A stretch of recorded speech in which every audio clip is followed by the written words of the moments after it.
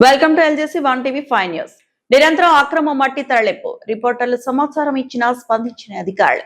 ఎన్టీఆర్ జిల్లా జగ్గేపేట మండల గౌరవరం గ్రామంలోని చెరువులో సంబంధిత శాఖల అనుమతులు లేకుండానే భారీ స్థాయిలో మట్టి తవ్వకాలు తరలింపు జరుగుతున్నాయనే ఆరోపణలు వినిపిస్తున్నాయి.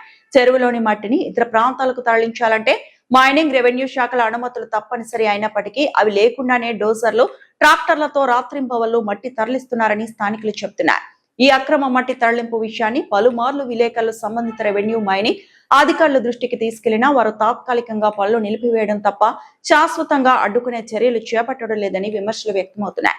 సమాచారం అందిన ప్రతిసారి కొంతసేపు పనులు ఆగి అనంతరం మళ్లీ యథావిధిగా కొనసాగుతున్నాయని ఆరోపిస్తున్నారు. అక్రమంగా మట్టి తరలిస్తున్న ట్రాక్టర్లు, తవ్వకాలకు వినియోగిస్తున్న డోజర్లపై ఇప్పటి వరకు సీజ్ చర్యలు తీసుకోకపోవడంపై స్థానికులు ఆశ్చర్యం వ్యక్తం చేస్తున్నారు.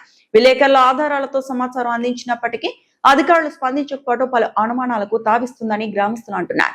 చెరువులో నుంచి తీసిన మట్టిని కొందరు వ్యక్తిగత స్థలాలకు తరలిస్తుండగా మరికొందరు ఇటుకల తయారీ కేంద్రాల వద్ద డంప్ చేస్తున్నట్లు ఆరోపణలు ఉన్నాయి.